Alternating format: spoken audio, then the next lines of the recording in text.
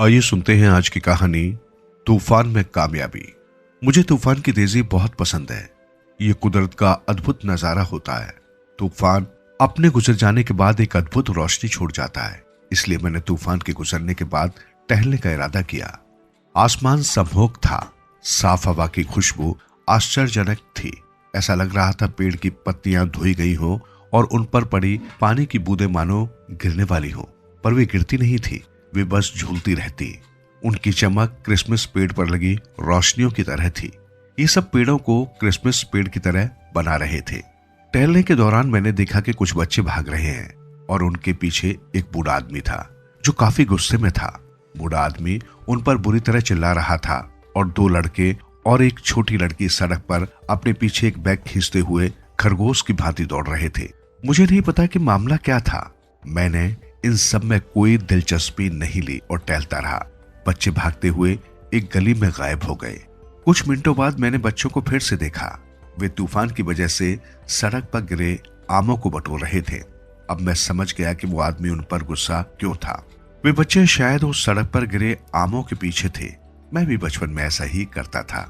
फर्क इतना था कि बच्चे सड़क से आम इकट्ठा कर रहे थे और मैं और मेरे दोस्त आम बटोरने जंगल में जाया करते थे। इसलिए कोई गुस्से में बूढ़ा व्यक्ति हमारे पीछे नहीं होता था। मैंने देखा कि वे बच्चे एक पेड़ से दूसरे पेड़ पर जा रहे थे। उनमें से एक बच्चे ने समझ लिया कि मैं उन्हें देख रहा था। वो थोड़ी देर के लिए घबरा गया, लेकिन फिर उसने मुझे नजरअंदाज करने का सोचा और सड़क से आम उठाने लगा। मैं उनके पास गया और पूछा, तुम लोग क्या कर रहे हो? चौंकते हुए दोनों लड़कों ने कुछ भी नहीं कहा, लेकिन एक छोटी लड़की ने थोड़ी देर बाद कहा, हम आम इकट्ठा कर रहे हैं। शायद दोनों लड़के उसके बड़े भाई थे। उन्हें उसका मुझसे बात करना पसंद नहीं आया। उनमें से एक लड़के ने पूछा, तुम क्यों पूछ रहे हो? क्या तुम मालिक से हमारी शिकायत करोगे? नहीं, मैं ऐसा नहीं करूंगा। तुम तो सड़क पर गिरे हुए आम उठा रहे हो, किसी के पेड़ से थोड़े ही चुरा रहे हो। मैंने उनका पक्ष लेते हुए जवाब दिया, जिससे उनकी चुप्पी टूट सके। ऐसा ही हुआ। ये बात उस बूढ़े आदमी से कहने की कोशिश कीजिए जो अभी हमारा पीछा कर रहा था, दूसरे लड़के ने कहा। मैं मुस्कुरा दिया और उन्होंने आम इकट्ठा करना जारी रखा। सभी आम अच्छे आकार के नहीं थे। आखिरकार वे पेड़ से कंक्रीट पर गिरे थे। उनमें से कुछ पर खरोचे तो कुछ में दरारें आ गई थी और बाकी दो टुकड़ों में बंट गए थे। बच्चों ने सभी आमों का परीक्षण किया जो उन्हें मिले। यदि वो अच्छा होता तो अपने बैग में रख लेते, यदि अच्छा नहीं होता तो उसे फेंक देते और अगले पेड़ की तरफ चल देते। फिर अगले पर, जब तक कि अगली सड़क पर जाने का समय नहीं आ जाता। मैं भी उनके साथ चलने लगा, लेकिन मैं थोड़ी दूरी बनाकर चल रहा था ताकि ऐसा न लगे कि मैं बच्चों का साथी हूँ। मैं चिंतित था कि अगर कोई दूसरा बूढ़ा आदमी अपने घर से बाहर आ गया और उनका पीछा किया, बच्चे जल्दी से भाग जाएंगे, पर वे मुझे कहाँ छोड़ जाएंगे। यदि मैं उनके साथी के रूप में पकड़ा गया तो ये मेरे लिए बहुत ही शर्मनाक होगा। इसलिए मैं सावधान था कि मैं उनके इतने नजदीक न जाऊं कि यदि वे पकड़े जाएं तो मुझे उनके साथ शामिल होने से इनकार करना पड़े। इस बीच मैंने महसूस किया कि बच्चे मुझ पर भरोसा करने लगे थे। वे जानते थे कि मैं उन लोगों के बारे में कुछ नहीं बताऊंगा, क्योंकि अगर बताना होता तो अब तक बता चुका होता। अचानक छोटी लड़की ने ध्यान दिया कि तूफान के कारण अमरूद के पेड़ से अमरूद भी टूट गए थे। उसने उन्हें भी उठाना शुरू कर दिया। उसने देखा कि कोई खरोच या दरार तो नहीं, फिर अच्छे अमरूद रख लिए और बाकी फेंक दिए। समय बीतता गया और क्योंकि हम सड़क से गए थे, मैंने खुद को एक पहरेदार के रूप में पाया। मैं नहीं जानता कि ये कार्य कब से शुरू हुआ, लेकिन मैं इस विचार के साथ खुश था जब तक कि मैं परेशानी में नहीं आता। मैं स्वीकार करता हूं कि ये काफी करीबी मामला था और मैं चुपचाप हल्के खतरे का आनंद उठा रहा था। इसने मुझे मेरे बचपन के दिन याद दिला दिए, लेकिन मेरे जैसे सभ्य आदमी के लिए इस कार्य में सड़क पर रहने वाले शैतान बच्चों का साथी दिखना थोड़ा अजीब था। इसलिए मैंने पूरा प्रयास किया कि मैं उनके साथ न दिखूं, विशेष रूप से उनके सामने जो मुझे जानते थे। उन बच्चों से बात करने या उनके साथ चलने में कोई समस्या नहीं थी जब वे सड़क पर जा रहे थे, लेकिन जब वे फल उठाते मैं उनसे अलग हो जाता। मैंने उनके बैग को देखा और महसूस किया कि उनके पास जरूरत से ज्यादा फल है, फिर भी वे और ज्यादा फलों की खोज कर रहे थे। मैंने दूसरी अजीब चीज गौर की कि उन्होंने बैग से एक आम या अमरूद नहीं खाया था।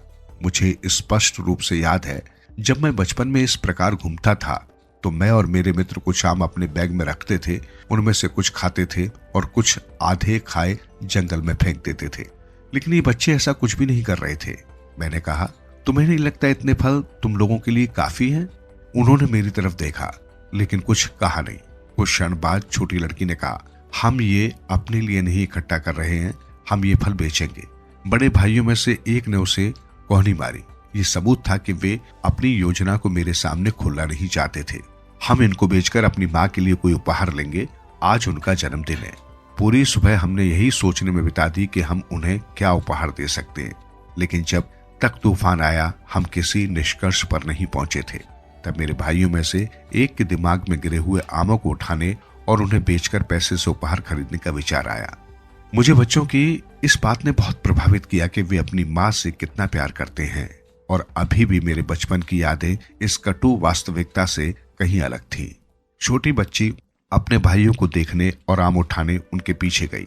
मैं वहीं खड़ा रहा, उस सूचना का विश्लेषण करते हुए जो मुझे अभी अभी प्राप्त हुई थी। मैं विश्वास नहीं कर पा रहा था कि कितनी तेजी से चीजें बदल सकती थी। कुछ क्षण पहले ये बच्चे खुश और उत्तेजित दिख रहे थे। वे सार्वभौमिक बचपन की मूर्ति लग रहे थे, लेकिन अब वही बच्चे दुखी और खिन्न लग रहे थे।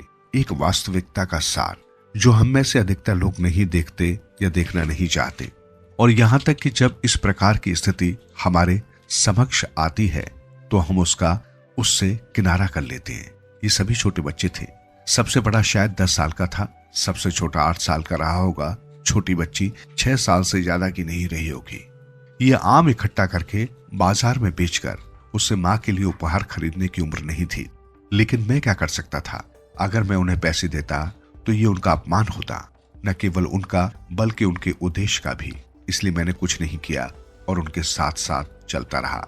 कुछ और सड़कों को पार करने और अधिक आम व अमरूद इकट्ठा करने के बाद बच्चों ने निर्णय लिया कि अब पर्याप्त फल हो गए हैं, तो वे बाजार की तरफ चल दिए। अभी तक की यात्रा में मैं उनके साथ था, इसलिए मैंने थोड़ा और रुकने का निश्चय किया ताकि उनके प्रयासों की पराकाष्ठा को देख सकूं। वे जानते थे कि अपने बाजार में फल नहीं बेच सकते क्योंकि स्थायी विक्रेता आपत्ति करेंगे, इसलिए उन्होंने बाजार में सड़क किनारे एक दुकान लगाने की सोची।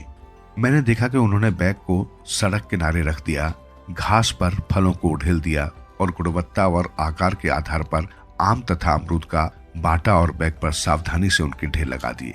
वहां 2 प्रमुख डेरियां थी, एक अमरूद की और एक आम की। अमरूद का ढेर अधिकतर सामान्य था, लेकिन आम के ढेर में कई प्रकार और आकार के फल थे। वो एक विषम मिश्रण था और इसलिए उनका मूल्य कम था। फिर भी लोग दाम के लिए उनसे मोलभाव कर रहे थे। मुझे आश्चर्य हुआ कि लोग कैसे इतने छोटे बच्चों से मोलभाव कर सकते हैं।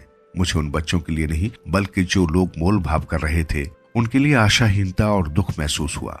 मेरी नजर में बच्चे हीरो थे। कीमत कम होने के कारण फल बहुत जल्दी बिक गए। अब केवल कुछ ही आम बचे थे। वे इतने कम थे कि लोग उन्हें देखने को भी नहीं रुकते थे।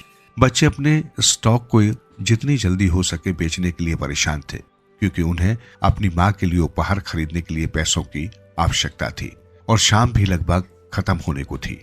मैंने उन सभी को खरीदने के लिए आगे बढ़ने की सोचा और कहा, अच्छा मुझे भी कुछ आम की आवश्यकता है, ये कितने के हैं? छोटी बच्ची मुझे देखकर मुस्कुराई और बच्चे जोड़ भाग में लग गए। फिर उन्होंने कहा 8 रुपए के। मैंने एक 10 रुपए का नोट निकाला और उन्हें दे दिया। तुरंत ही मुझे छुट्टे पैसे देने के लिए उन्होंने बैग खंगालना शुरू किया। चिंता मत करो, छुट्टे पैसे रखो, मैंने कहा, लेकिन उन्होंने सुनने से इनकार कर दिया और मुझे 2 रुपए का सिक्का दे दिया। तो क्या तुमने निश्चित कर लिया है कि तुम क्या उपहार अपनी माँ को देना चाहते हो? मैंने पूछा। लड़कों ने अपनी बहन को घूरना शुरू किया। ये उनका रहस्य था और वो उसे अपने तक रख न सकी। उस क्षण मुझे ऐसा लगा कि मैंने उनके विश्वास को धोखा दिया है। यह अजीब था। अंत में लड़के ने कहा, हमने अभी तक निर्णय नहीं लिया है, हम पैसे गिन लेंगे तब देखेंगे कि हम क्या खरीद सकते हैं। उन्होंने अपने बैग से सारे पैसे निकाल दिए और गिनना शुरू किया। वो 100 रुपए से अधिक थे। उन्होंने एक दूसरे को इस तरह से देखा मानो कह रहे हो कि ये उम्मीद से ज्यादा है। लंबे समय तक वे किसी अर्थपूर्ण निष्कर्ष पर पहुंच नहीं पाए, जब तक कि छोटी बच्ची ने एक छाता बेचने वाले की तरफ इशारा किया। ये पानी से भीगी सड़क पर अपने ग्राहक को ढूंढने के लिए इधर उधर भटक रहा था। माँ ये छाता इस्तेमाल कर सकती है, वो हमेशा घर भीगते हुए वापस आती है, छोटी बच्ची ने सुझाव दिया। उसके भाई उससे सहमत हो गए। मैं वहीं खड़ा उन्हें देख रहा था। वे दौड़कर उस छाता बेचने वाले के पास पहुंचे और विभिन्न आकार और रंग वाले छातों में से अपनी पसंद का छाता खोजने लगे। पर वो छोटी बच्ची एक सुंदर सफेद छाते से चिपक गई जिस पर लाल रंग के फूल बने हुए थे। उसने उस ओर इशारा किया और कहा, मुझे ये चाहिए। लेकिन वो छाता उनके पास एकत्रित हुए पैसों से ज्यादा का था। छाते वाले ने कम पैसे के कारण देने से मना कर दिया, लेकिन समझने को तैयार नहीं थी। तब उसके भाइयों ने भी बच्ची को मनाने की कोशिश की, लेकिन आप किसी 6 साल की बच्ची से कितनी बहस कर सकते हैं जबकि वो रोने की कगार पर हो। मैं वहां सिर्फ खड़ा रहकर ये सब नहीं देख सकता था। बच्चे छाता बेचने वाले के सामने खड़े थे और उनके शरीर का पिछला हिस्सा मेरे सामने था। मैंने अपनी जेब से एक 50 रुपए का नोट निकाला और छाता बेचने वाले के सामने लहराया। उसने मेरी तरफ देखा। मैंने अपनी उंगली को मुंह पर रखा और उससे भी चुप रहने का इशारा किया। वो समझ गया कि मैं क्या चाहता हूँ। उसने उन बच्चों को उनकी पसंद का छाता दे दिया और जितने पैसे थे वे दे सकते थे उनसे ले लिए। जैसे ही बच्चे अपने तोहफे के साथ उसके रास्ते से हटे, छाता बेचने वाला धीरे से मेरी तरफ आया और मेरे हाथों से 50 रुपए का नोट लेकर चला गया। मैं जानता हूँ जो मैंने किया उसे कुछ लोग दया कहेंगे, लेकिन ऐसा था नहीं। मुझे लगता है वे बच्चे मेरे प्रति दयालु थे। पैसे का मूल्य क्या है, ये सिर्फ उस छपे हुए कागज का मूल्य था। मेरे लिए 50 रुपए के नोट की कीमत एक चॉकलेट का टुकड़ा या एक चिप्स का बैग या एक प्लेट नूडल्स, लेकिन इन बच्चों के लिए वही 50 रुपए का नोट अपनी माँ के प्रति लगाव जताने का एक जरिया था कि वे अपनी माँ की कितनी परवाह और प्यार करते हैं। उन्होंने मेरे 50 रुपए की नोट की कीमत लाखों गुना बढ़ा दी थी।